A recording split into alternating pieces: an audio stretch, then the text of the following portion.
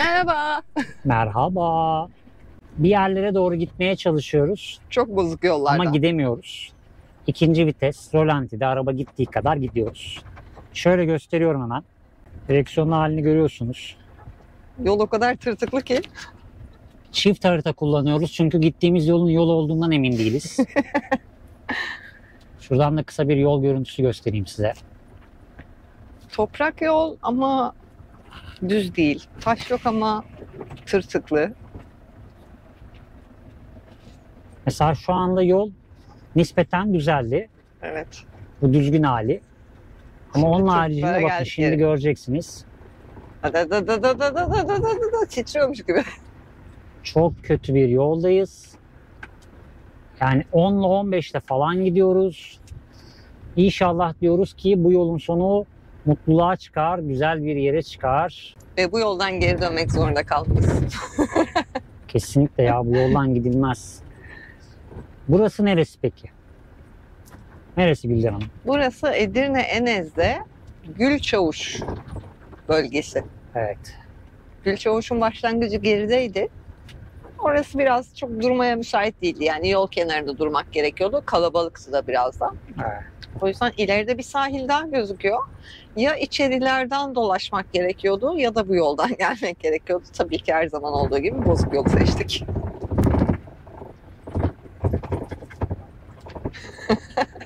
Çok fena. Titreşimli bir yolculuk yapıyoruz.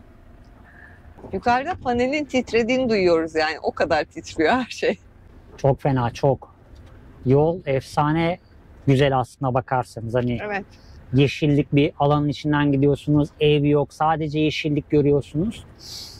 Ama yani şu an 15 ve 10 kilometre hızla gidebiliyoruz. Hatta çoğu zaman daha da düşüyor. Evet. Titreşimli yol resmen ya. Yani.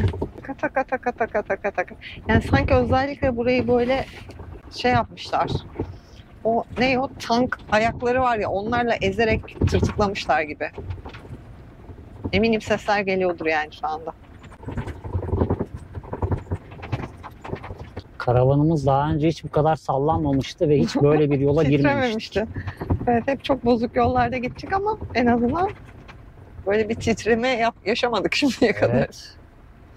Orada da bir şeyler olmuş ama.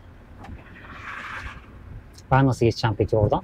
Valla öteki araç geçti ama biz Şunu sana vereyim.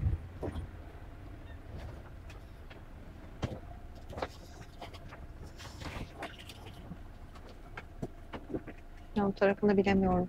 Nasıl olur diye. Otlara dikkat et. Ya geçersin bu. Geçmek problem değil ki. Ya otların arasında cam varsa mesela. Evet. Yani geçmek problem değil, geçeriz. Herkes senin kadar ince düşünmüyor aşkım. Evet. Ama orada bir sıkıntı söz konusu. Aynen öyle. Araba ömrü hayatında titrememiştir böyle bir. Şey gibi titremiyor muyuz? Benim kışın soğukluğu üşümem Evet. gibi. Sakin ol Düşün şampiyon. Deniz göründü. Sonunda. Siz görebiliyor musunuz? Bence görüyorlardır. Kameradan gözüküyor da küçük ekran olduğu için ben de gösterebildiğimden çok emin olamıyorum. Bunlar hep sizin için. Türkiye kıyı ve sınır şeridi turundayız dedik. Kıyıdan ayrılmamaya gayret ediyoruz. Öyle Ve bozuk yollardan gidiyoruz. sonucu bu. Bu yüzden bence bir beğeniyi bize çok görmeyin. Bir yorumu bize çok görmeyin. Şurada bir araba var. Durulabilecek bir yer var ama. Var. Var. Ama deniz. Arkada da bir araba var. Şöyle kenara çekip bakalım mı buraya bir? Hadi bakalım. Canlı canlı size şu anda konum beğenmeyi gösteriyoruz. Evet. Bir gün batımında daha konaklayacak yer arıyorlardı. Ney? Gün batımına bakar mısın? Nasıl gösteriyorsun? Ben de ne olmuş dedim orada. Ne kadar güzel görünüyor. Evet, çok güzel görünüyor. Buralarda gün batımı efsane ya. Denize batıyor Güzel. direkt. Şimdi mesela buradan önce bir yere gittik ama maalesef ki telefon çekmiyordu hiçbir şekilde. Sultaniçe'den biraz 5 ya da 10 kilometre kadar içeride kalıyor. Müthiş bir yer. Evet, üst taraf Harika bir çok deniz güzeldi. manzarası vardı. Aşağıda çok güzel bir plaj vardı ama çok yüksekte kalınıyordu. O araba oraya nereden gitmiş ya? Şurada yol var. Şu ağacın arasından devam ediyor. Allah Allah. Batımının güzelliği. Ağaçla beraber daha da güzel oldu. Evet ya, çok güzel görünüyor o taraf. Karadeniz sahillerinden sonra buralar çok böyle sakin ve dingin geldi bize. Çok güzel yerler. Çok hızlı gidiyorsun. Döndüremiyorum peşinden zınk diye ben oraya çekerken. Şimdi ekranın ortasında gördüğümüz araba olmasaydı muhtemelen oraya yerleşirdik biz. 2 gün orada kalırdık. Çünkü plaj şuradan arka tarafa doğru devam ediyor. Çok güzel bir konuma yerleşmiş arkadaş. Ama ileriye doğru devam edeceğiz. Yani burası çok güzel çadır kampı yapılacak yer. Hemen şu ağaçların altına atacaksın çadırı. Hemen önün deniz. Sana ait bir plajmış gibi. Yer güzel. Beğendik. Alanda çöp konteyneri bile var. Evet. Bu arada bizim bu geldiğimiz yol harita yol olarak gösteriyor burayı. Nispeten de çok çöp yok diyebiliriz. Evet. Kapımız açık hanımefendiciğim.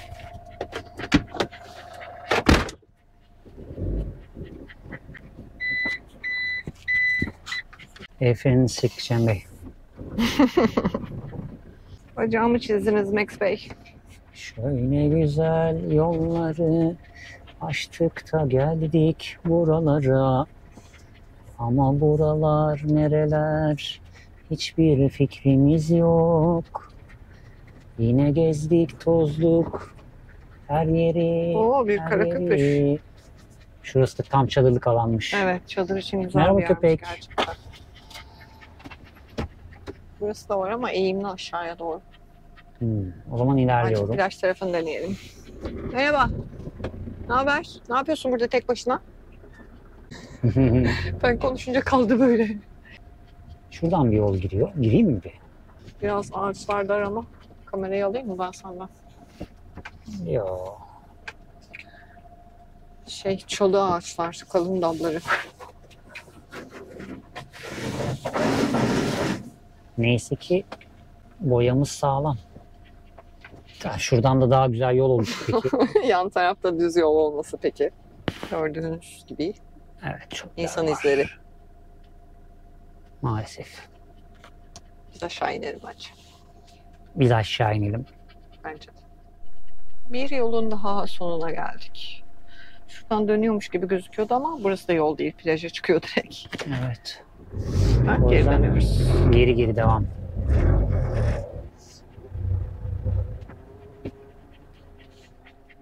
Bütün plajın şemsiyelerle kapatılmasına ne diyorsun peki? Evet, bütün sahilde şemsiyeler var. Muhtemelen sitelerin, şu arka tarafta siteler var ya, Evet, onların işidir diye düşünüyorum. olabilir. Yapacaklar. Ağaçlara salıncak kurmuşlar. Ne kadar Evet. güzel. Ve gitgide sahilden uzaklaştık. Aralarda tarlalar var, yeşillik alanlar. Ama asla yol yok. Evet. Sitelerin kendi iç bölgelerinden sahile yol var. Ama onun haricindeki her yer böyle. Deniz Tarla. iyice şurada kaldı.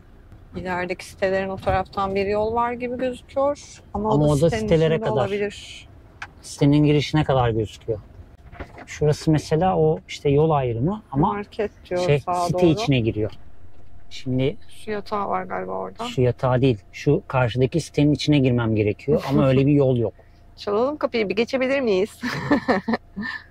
Aa. Haritalarda yol gözüken yerler bazen böyle çıkabiliyor. Evet, ulaşamadık ya denize. Ay, çok da güzel bir plaj aşağısı ama ulaşım yok. Neyse, bakalım nasıl ulaşacağız oralara. Google haritaları açalım bakalım yol nereden verecek. Şuradan bir traktör geliyor yardır yardır sitenin arkasından ama sitenin içinde olabilir o. Şu tarafa geçeyim mi? Buradaki sitenin geçişi bir köprüden. Evet evet. Bu arada Şimdi şöyle bir şey göstereyim ben arkadaşlara. Ekranda ne kadar gözükür bilmiyorum. Oo, Şurası kuş uçuşu Uçuşu. 1-1,5 kilometre falan, yok bile o kadar. hı hı. Ama 19 kilometre dönmeniz gerekiyor. Oo. Oo.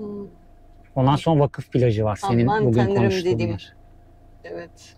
Ha, yapacak bir şeyimiz yok. Evet. Mecburen gideceğiz oraya. oradan sonra vakıfa devam eden yol var değil mi? Var var. Hayırlısı. Hadi hayırlısı.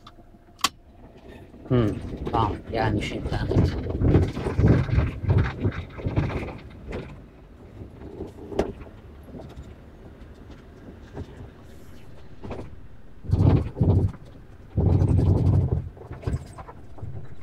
Peki sence bu 19 kilometrenin tamamı böyle bir yolda mı gidecek?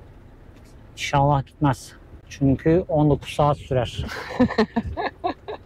Tabii onunla gittiğimizi düşünürsek. Allah.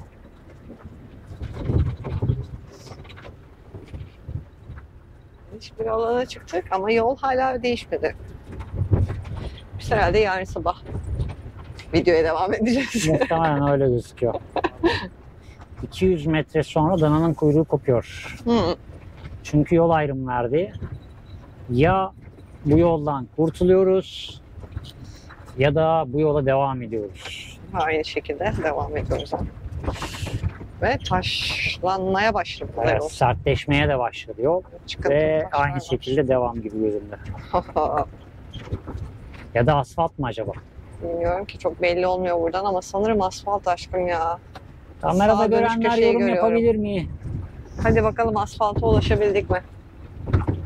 Türkiye turumuzun en bozuk yollarından birinde daha beraberiz. Bence en bozuk yolu burası olabilir. Olabilir, gerçekten öyle. Yani bozuk yollar vardı ama hep kısa mesafeydi. Ve geri demeyeceğini düşündüğümüz yerlerden geri döndük ama bu gidilebilir ama gitmemek daha iyi bir yol. Evet, asfalt gördük. Yaşasın. Oh. Yaşasın, 3. vitese atabileceğim. Ve karavanın sesini duyabiliyoruz şu anda zıngırtı haricinde. Evet. Yol gitgide güzelleşiyor. Kaymak asfalta döndü. Maşallah diyoruz, dilimizi ısırıyoruz çünkü az sonra yeniden bozuk yola girebiliriz bence. Ne zaman böyle bir yola sevinsek yol bozuluyor genelde. Uzun ince bir yoldayım, gidiyorum gündüz gece. Gündüz gece. Kırmızı ışıklarımız da yandıysa daha devam edebiliriz. Evet. Bir sonraki o seçtiğimiz, size haritasına gösterdiğimiz yeri es geçtik. Evet, inatla gitmeye çalışmayalım gece gece dedik. Evet, çünkü yaklaşık 8 kilometre aşağıya ineceğiz. Aynı çıktığımız yol gibi bir yol olma ihtimali söz konusu. O yüzden vakıf diye bir daha merkezi bir yere gitme kararı aldık. Evet. Yaptığımız harita incelemesinde. Ya da ileride bir benzin istasyonu var. Ya da en kötü yeter diyeceğiz çünkü saat 8.30'a yaklaşıyor. Yeter deyip orada da kalabiliriz. Evde çoluk çocuk aç. Bak nasıl yalanıyor. Açıktı bu çocuk. Kuzum. Oo, hiçbir şey gözükmüyor. Evet arkadaşlar, biz bir yere geldik ama gösteremiyorum size. Bir bakalım.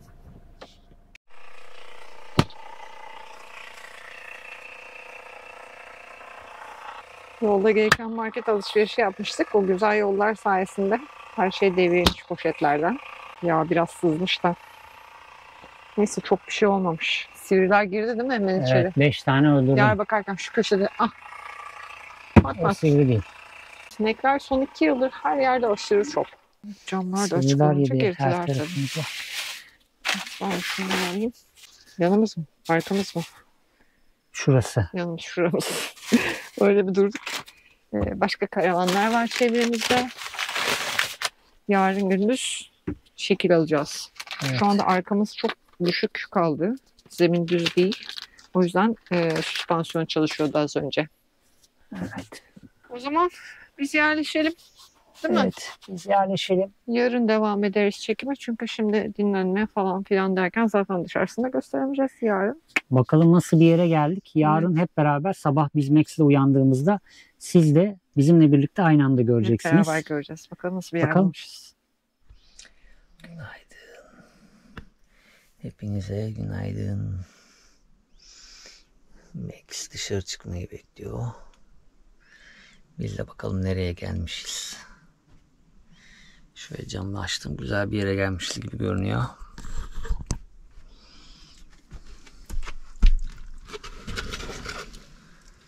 Şöyle bir yer. Ama hadi dışarı çıkalım.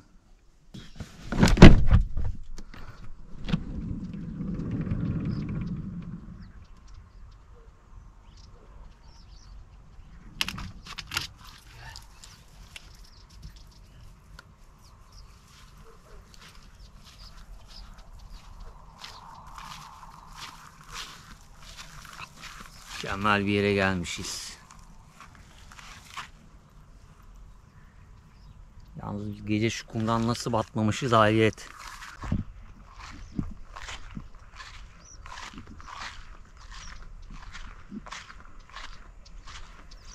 Şöyle bir yer.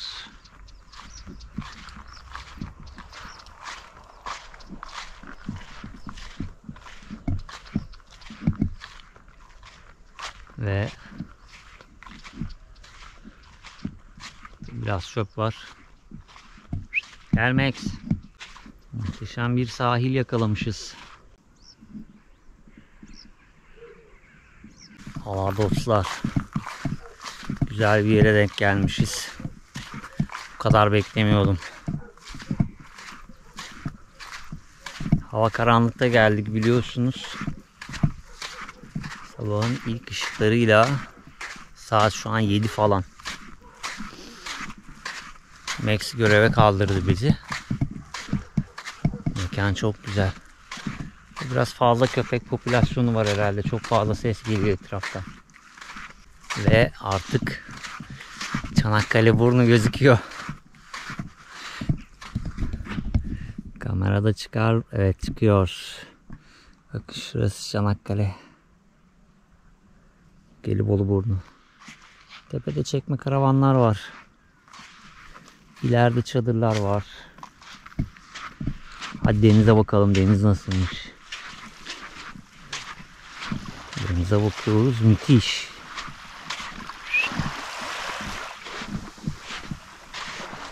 Wow.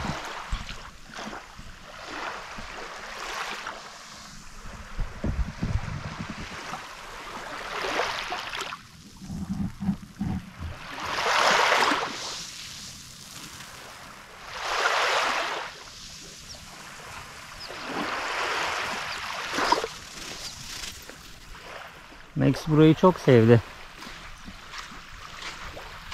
Bakın çevremizde köpek yok ama gün içinde muhtemelen gelirler.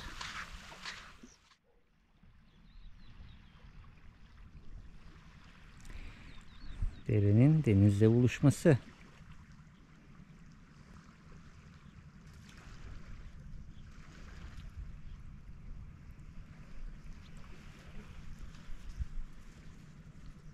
Burada çok güzel drone görüntüleri çıkar.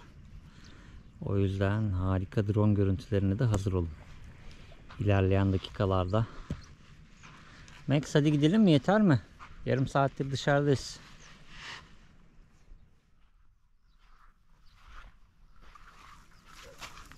Güzel girelim içeri.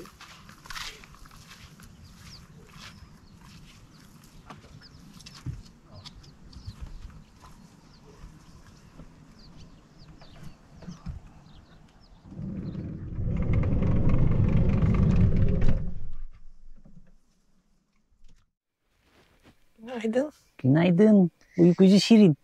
Evet ya çok uyumuşum bugün. Evet. Bak bakalım nereye gelmişsin. Biz baktık sabah. Ya Evet. dur bir kalkayım da bakayım. Hadi bakalım. Gece karanlıkta hiçbir şey gözükmüyordu. Oo, çok güzel deniz kıyısına gelmişiz. Evet. Şey değil mi? Manavgat'a benzemiyor mu sence de? Evet. Parakende sahil. Değil mi? Denizkent, Perakende sahil. Şu şapkamı alayım da öyle ineyim. Max hadi. Max Bekle, nereye birden gelmişiz? çıksın. Göster bakayım bana buraları. Gel bakalım. Nereye gelmişiz? Sen gezmişsin sabah. Ay. Evet. Oh, hazırla bak hazırla. O kuzum. Nereye gelmişiz ya? Aferin cana. Aferin cana. Yavaş. Yavaş koşmadan buraya gel. Yavaş. Korkutma insanları. Bak o kaya bizim manzaradan baktığımız kaya. Aa o tepeye Benim. çıktığımız yer. Evet. Denize çok yukarıdan baktığımız yer evet. Sonra o ağaçların arkasından döndük bu tarafa geldik. Aynen. Onun hemen arkasındaki plaja inmeye çalıştık. İnemedik. Evet. O tepenin bir sonraki plaja es geçtiğimiz yer, sonra buraya geldik. Ha. Max. Max denize kavuştu. Baksana. Islak kum kazıyor direkt. Evet. Hazır mısın? Hazırım. Sıcaklığa bakacak mı? Soğumuş diyorlardı deniz suyu ama. Gel Max. Oo. Max gel. Gel. Yok Gel. ya, girme. Çok ıslanma, şimdi kahvaltı yapacağız daha. Çok ıslanma. Söz dinledi. Evet. Hadi dön. Yaramazlık yapma, sen uyuma Tolga'ya. Hadi dön. Hadi dön. Hadi geri gel. Ay. Ah. Koş Gülden'in yanına. Yavaş. Gel buraya. Kızım. Hadi Max. Hadi kahvaltı yapalım, sonra yine geliriz. Baksana, acayip sevdi burayı. Evet. Enerjisi yerine geldi çocuğun. Valla. Bir de şey yok. Pıtraklardan yok. Diken yok, evet. Uzun zaman sonra dikensiz bir sahile ulaştık. Bu arada dostlar neredeyiz? Vakıf. Hemen üst taraf Vakıf Köyü. Burası da Vakıf Köy'ün plajı diye geçiyor. Vakıf plaj. Evet. Oralarda bir yerlerdeyiz. Gele gele buralara geldik. Aralarda konaklayamayınca, düşündüğümüz gibi yerler olmayınca. Bir iki yerde internet yoktu sadece. O yüzden vazgeçmek zorunda kaldık. Evet. Rastgele bulduk akşam işte. En azından bir duralım, uyuyalım da ona göre hareket ederiz demiştik ama hareket etmeyiz gibi. Hatta durma şeklimiz bile bence gayet uygun. Evet öyle. Onu bile Ya. değiştirmemize gerek kalmayabilir. Hareket. Akşam hareket edince birazcık riskli olabiliyor. Sonrası Evet. yumuşak olsaydı akşam batıp orada kalmıştık muhtemelen. Yani çok problem olmaz. Ama gelirken öyle bir yerden geçmiyor. O kadar şeyden geçmiyormuşuz gibiydi. Gece Yumuşak zeminden. gözükmüyor ki. Max'cim, gölgeye mi gittin? Hadi gel mama yiyelim. Şu anda hava 25 derece Evet. ve hava sıcaklıkları 29 derece ile 30 derecenin arasından değişmiyor. Ya, Yani geçen haftaki sıcakları atlatmışız artık çok şükür. ya Yunan tarafı çok sıkıntılıydı. Evet yani. Neyse ki normale dönmüş görüyorum o zaman şu anda. Evet, Ama akşam sıcaklıkları düşük değil. 20. Oh. Şimdi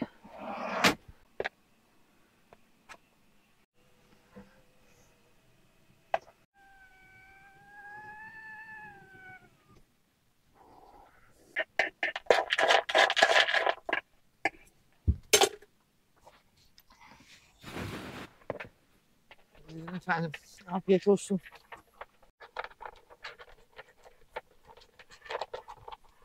çocuğu da doyurduğumuza göre bize bir şeyler hazırlayalım. Şunu o tarafa Sonra- vereyim, koymasan üstüne Ben biraz. tencereyi kurayım. Evet. Güneş böyle gidecek galiba, değil mi? Evet. Bu tarafa hep güneş kalacak akşama kadar. Tam hazırlığımı yaptım. Drone uçuracağım. Ama hava patladı. Öyle çok rüzgar çıktı. Bulutlandı. Bayağı bir rüzgar var. Bulutta da renkler güzel gözükmüyor. Rüzgar canlı rahat hareket ettirmiyor. Bence sonra yaparız. Kaç kişi geldi? O zaman ben bir kahve yapayım.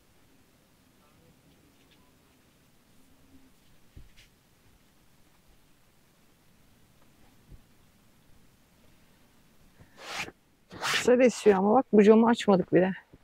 Ya çok esiyor dışarısı. Bulutlu olunca hava çok güzel, serinlik. Evet. Şu keyfe bakar mısınız?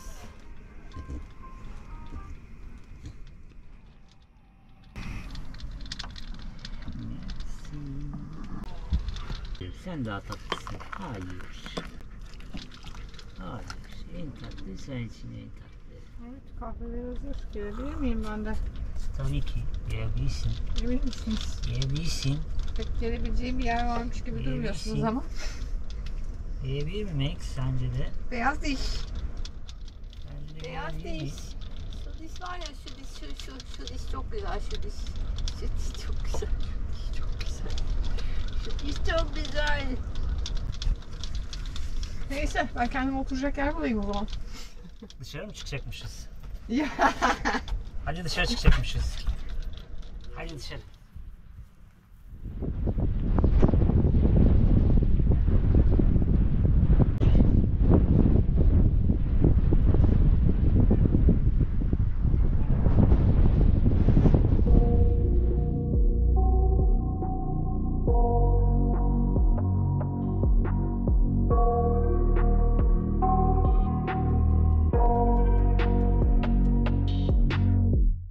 I got nightmares in my head, I fear that the thoughts build up until I can't hear, that my mind fills up into a creature, and it haunts me somewhere much deeper.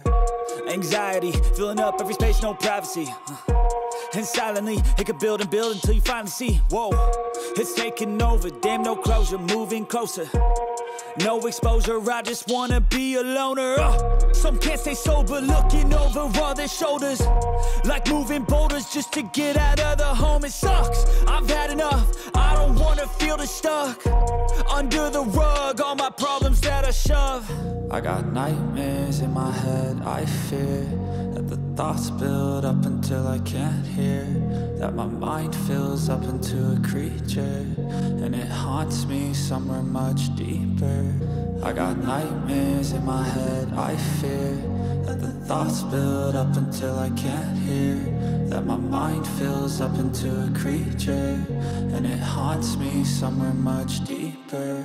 I've been feeling weird, I can't seem to focus good enough, nothing's really clear, sometimes it could be a little tough, I just need to feel like the end's in sight for me, but let's be really real, anxiety can foggy all this stuff. I've been feeling weird, I can't seem to focus good enough, nothing's really clear, sometimes it could be a little tough, I just need to feel like the end's in sight for me, but let's be really real, anxiety can foggy all this stuff. It sucks when you finally feel like giving up. Oh God, no luck. Everything feels like you're sticky stuck. I'm lost, handcuffed to the bed where I sleep. Don't give a fuck, can't stop. Unplug, feeling overwhelmed. I think I've had enough. Gotta find a way to get some energy. Gotta find someone who's a good friend of me. I need purpose to make it all worth it. I'm still searching and I'm still learning. I want a life that's filled with memories, not a life with regret in front of me. I need focus to keep me from hopeless psychosis if I keep moping. I got nightmares in my head, I fear that the thoughts build up until I can't hear, that my mind fills up into a creature, and it haunts me somewhere much deeper. I got nightmares in my head, I fear that the thoughts build up until I can't hear, that my mind fills up into a creature, and it haunts me somewhere much deeper. I've been feeling weird, I can't seem to focus good enough, nothing's really clear, sometimes it could be a little tough, I just need to feel like the end's in sight for me, but let's be really real, anxiety can foggy all this stuff. I've been feeling weird, I can't seem to focus. Ben de diyordum sen birkaç seferdir kahveleri dökmüyorsun. Evet ne güzel. İşte Tamam, ben temizlerim onları. Islak mendili de alırsan sehpaya da şey yaptı çünkü biraz. Max şunu ver anana. Sakar bir insan mıyım ben normalde? Hayır işte değilsin de. Şu birkaç gündür bir şey yapmayınca. Neyse şunu da yanımıza alalım bari. Allah Allah. Bir daha dökülürse uğraşmayalım diyorsun. Evet bir daha içeri çık yapma. Ne göre daha Ve kalabalık. ne hikmetse dökülen hep benim kahvem oluyor.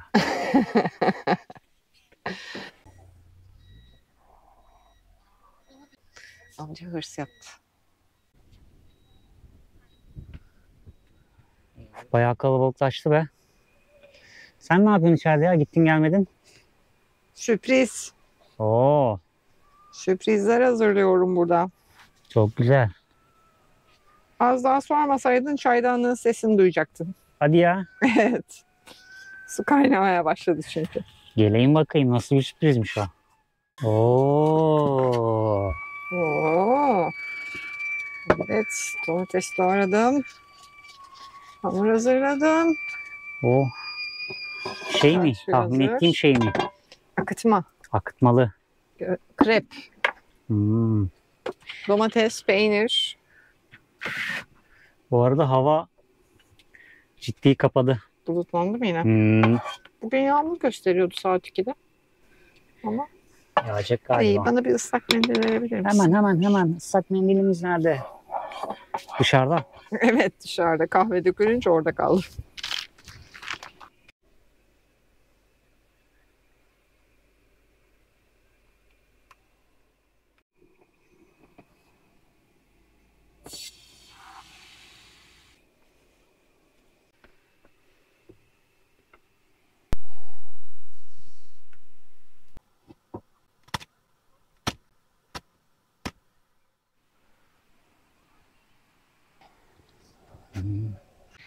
Beş atıştırmalığını biraz abarttık galiba bugün. Evet. Deniz acıktırıyor derler. Evet. Her ne kadar girmesek. Karşıdan baktık ama olsun. Ben de geliyorum. Hoppa. Allah sevince bak birimizde. Tabii ki masa hazırlanmış. Ama buna yer yok. Var. İkinci elimde dolu olduğu için uzanamıyorum. Buyur. Oo Max. Hava çok Sen güzel konu yemişsin. serinledi ya. Evet. Yağmur yağmadı ama bak 2'de yağmur diyordu. Evet, biraz yüksek hava. Belki Evet. daha sonrasında yağabilir. İleriye de indirmiş olabilir belki. Geçen seferki yağmurda öyle kaçırdık ya. Evet. Çatal alayım bir tane de domates için. Hı. Hop. Ah. Yok bir şey burada.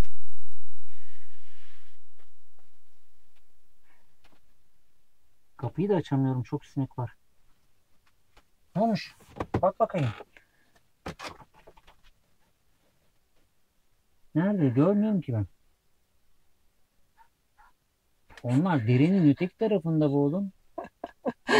Max dışarıya havlamaya başladı bir anda. Tolga camdan bakayım diye öne geçince arkamda duruşu Max'in o kadar komikti ki. Yandan baktı benim.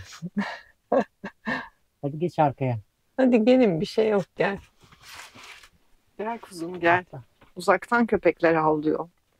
Dışarıda eğer birisi yakında yürürse ya da böyle Ve sessiz yürürse evet sessiz özellikle. olursa, insan konuşması olursa Max tepki vermiyor ama sessiz bir yürüyüş olursa ya da bir ışık gelirse böyle bir anda Max hemen bir atak yapıyor ön tarafa ve hırlayıp havlamaya başlıyor içeride. Böhlüyor. Yok dün akşam bayağı hırladı. Hmm. Bayağı gümbür hırladı yani. Aferin sana. Aferin. Eşek spam benim. 3 yaşından sonra Max hırlayıp havlamayı öğrendi. Bu arada bu bulunduğumuz alanda işte drone görüntülerinden de izlediğiniz alan çok güzel. Evet. Tek bir kötü tarafı var. İnanılmaz derecede bir sivrisinek var dışarıda. Evet. Yani hava kararmaya başladığında karavana kaçtınız. Yoksa mahvediyorlar sizi. Gerçekten öyle sürü halinde ciddi bir bir anda popülasyon. çıkıyorlar. Az önce biz erken girdik içeriye, daha önce fark ettiğimiz için bu durum tabii. Perdelerden şu araları var ya, zikzakların, buradan arkadan geçip giriyorlar içeriye. Dün akşam öyle girdiler zaten. Evet. Bu akşam o yüzden biraz erken kaçtık içeriye. Lambaları açmadan önce hemen fark ettik. Şu tülün üstünde bir ordu vardı az önce, sivrisinek ordusu. Orayı ilaçladık. Ondan sonra açtık ışıkları. Direkt ışığa doğru geliyorlar. Gerçekten çok fazlalar. Çok. Ya şöyle söyleyeyim, sabah bir abi geldi. Az ilerideki o drone görüntülerinden izlediniz. Üst tarafta da karavanlar var, çekme karavanlar. Dışarıda vakit geçiremiyorlarmış. Evet. Fenaymış. Adam şey diyor, hani beni ısırmalarına gerek yok. Ben bir tanesini gördüğüm zaman bana yetiyor, kaşıntı tutuyor dedi. Hani sizin burada nasıl? Dedim burada da aynı. Yani bir fark yok bu tarafta da. Ama biz içeride vakit geçirmekten rahatsız olmadığımız için içeri giriyoruz zaten. Biz yaz kış içeride olduğumuz için. Evet. Ama genelde karavanla olunca dışarıda kalmak istiyor insanlar akşam saatlerinde. Ya, karavanların içerisi sıcak oluyor. Yalıtımı doğru olmayan karavanların içi çok sıcak Bir oluyor. de O yüzden standart projeler de var. Evet, uyumak haricinde karavanın içinde vakit geçirilemiyor ve Gülden'in de dediği gibi standart projeler içeride vakit geçirmeye elverişli projeler değil. Tam ona gelirken biz bir şey fark ettik. Normalde şu fanımız var biliyorsunuz. Aha, evet. Ama biz bugün, hatta dün fark ettik bunu. Biz dün Webasto'yla, yani dizel ortam ısıtıcıyla serinlemenin yolunu keşfettik. Eminim ki bunu firmalar bile bilmiyordur. Yani Yani o açıdan kullanmalarını kimseye önermemişlerdir. önermemişlerdir diye Yani. Çünkü hep tahmin ısıtma ediyorum. olarak kullanıldığı için o durum. Evet. Birazdan da çalıştırırız muhtemel çünkü gece serinlemesi daha yok. Şu an 28 derece falan Evet. ve nem var. O yüzden birazcık bunaltıcı bir Evet. hava söz konusu. Esmiyor dışarısı, esinti kesildi. Dışarısı esmiyor. Camları da kilitli modda tutuyoruz ki şu anda bir tane sivri girdi bile. Şurada uçuyor bakın. Orada değil aşkım. Muhtemelen birçok dizel ortam ısıtıcının bu özelliği vardır ama birçoğunuz bilmiyordur. Biz de yeni keşfettik. Biz de yeni keşfettik. Hatta hemen size bu özelliği göstereyim.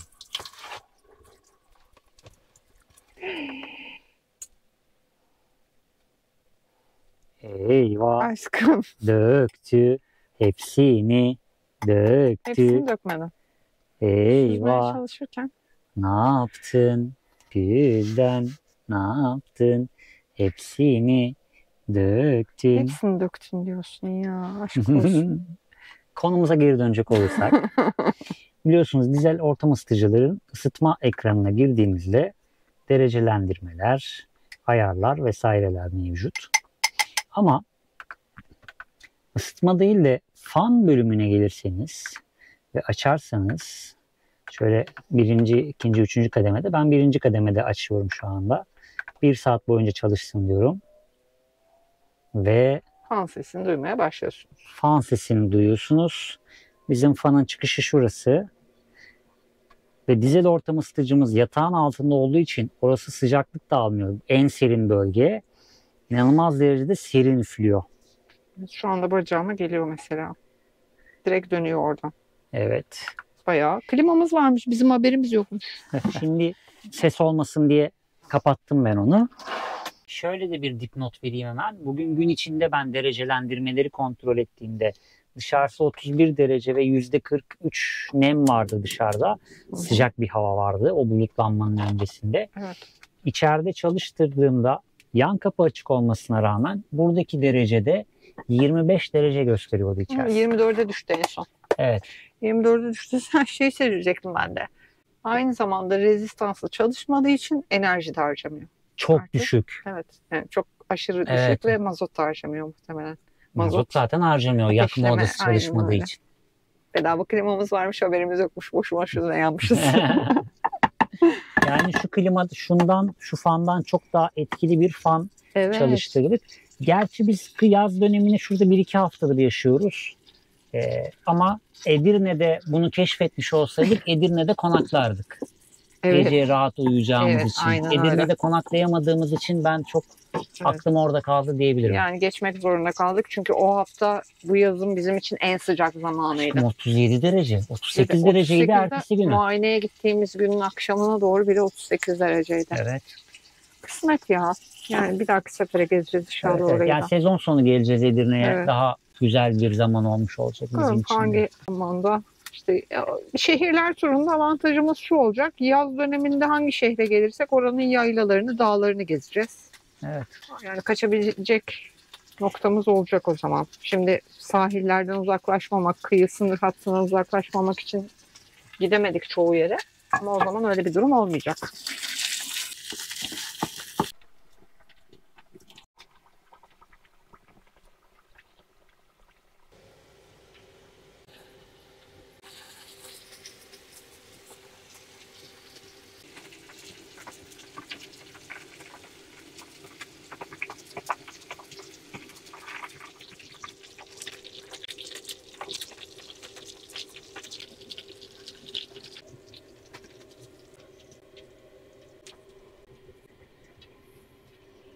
Karabiber, tuz, pul biber ister misin?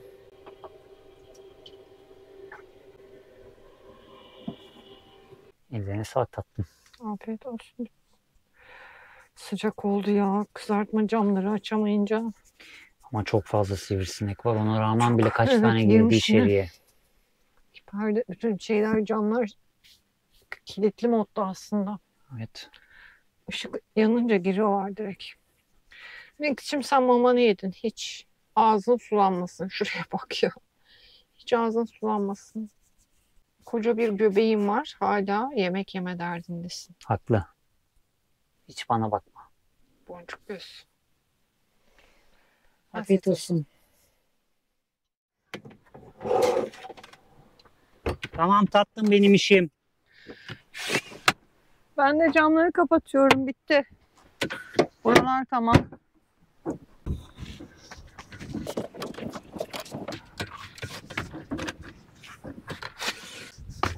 Hoppa. Lastiklere de baktım. Tamam. Diğer camlar Hazırız. tamam. Sadece şu kapının camı kaldı. Onu da Kapalı. kapatayım. Kapattın mı sen onu? Aha. Aa, ne ara kapattın? Hadi gel. Başka bir şey kalmadı. Vay be. Gidiyor muyuz buradan da? Evet. Max'ciğim gidiyor muyuz? Kapıyı çekeyim. Aynen. Hoppa. Evet sevgili dostlar. Bir güzel maceranın daha sonuna geldik. Bize burada ayrılan süre bitti. Evet. Yola devam ediyoruz artık. Buradan sonra Saros Körfezi'ne giriyoruz. Körfez'in iç taraflarına doğru gireceğiz buradan sonra. Bakalım nasıl bir yer bulacağız bir sonraki videoda. Bir sonraki macerada görüşmek üzere. Kendinize çok iyi bakın. Hoşçakalın. Hoşça kalın. Hadi Max gidelim. Buradan. Buradan nereye gidiyorsun? Gel. Hadi. Atla bakalım. Hoppa. Herkes yerine. Kemerler takılsın. Kemerler takılsın. Uçuyoruz.